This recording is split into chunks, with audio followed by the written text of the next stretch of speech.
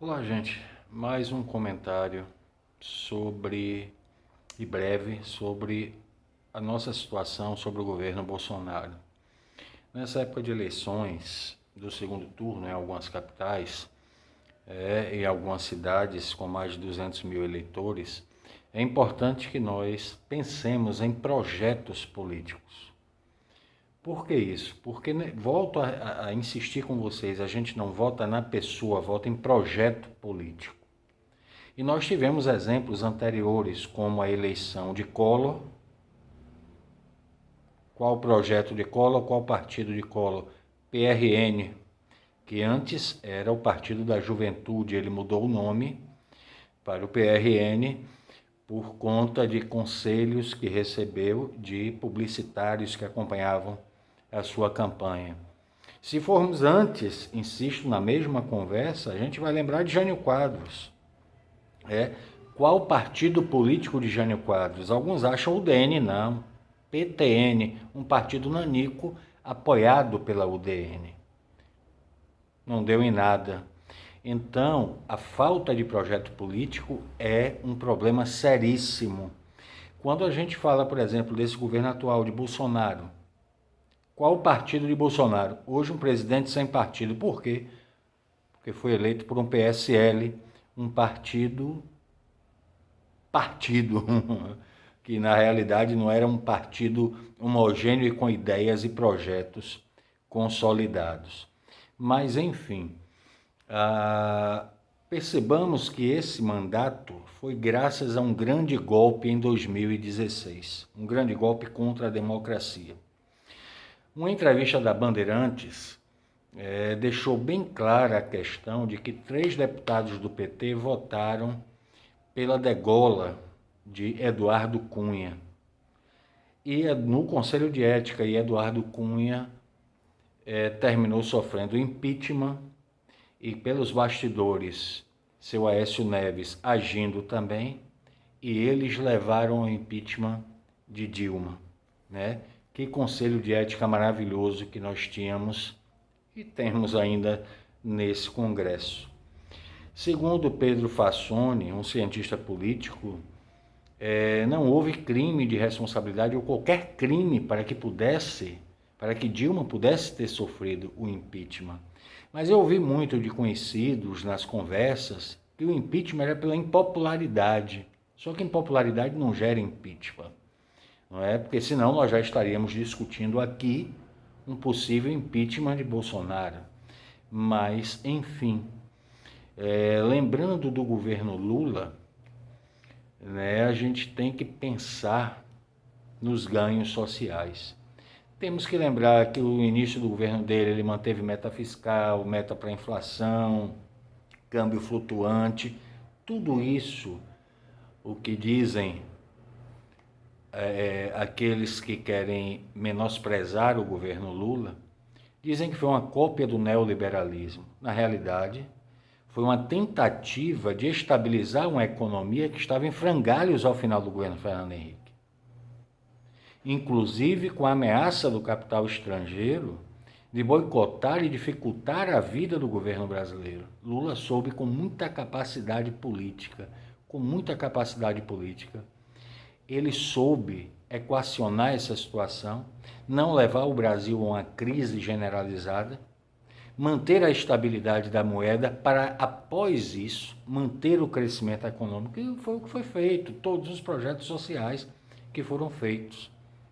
O índice Gini, a medição da miséria social, que poucas pessoas acompanham, é só dar uma olhada como esse índice Gini, ele cai durante o governo Lula, ou seja, cai a possibilidade da miséria social.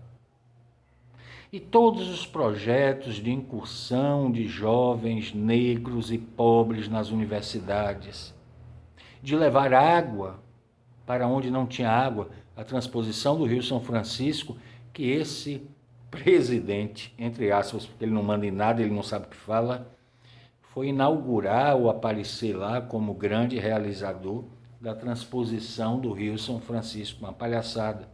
Façamos uma avaliação sobre os projetos sociais do governo Lula, sobre quanto valia o salário mínimo durante o governo Lula e quanto vale hoje.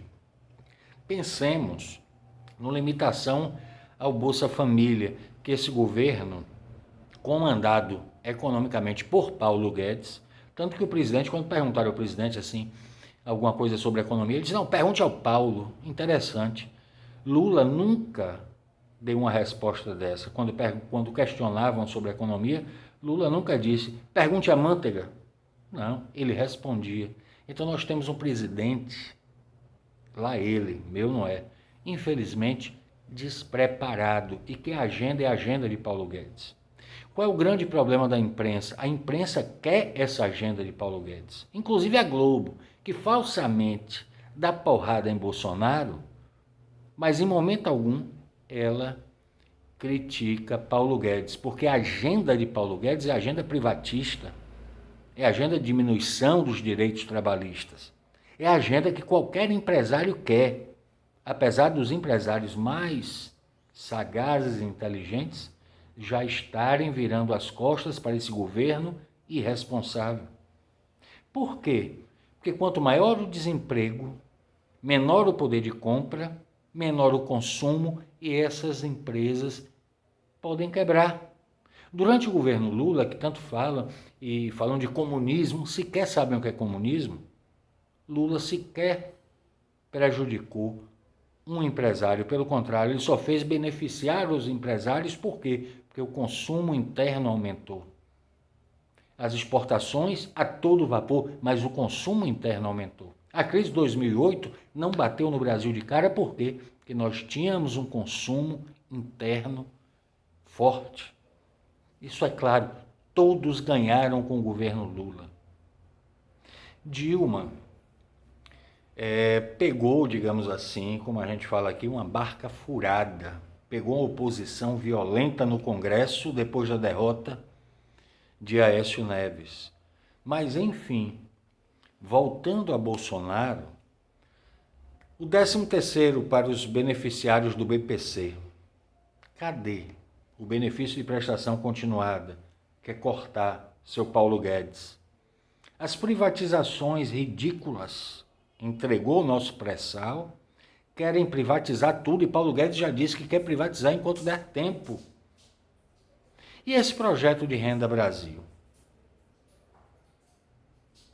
Não consegue sequer ser aprovado, não conseguem manter uma linha política de conversa sobre o Renda Brasil. Enquanto isso, milhares e milhares de famílias perdem e estão perdendo o Bolsa Família.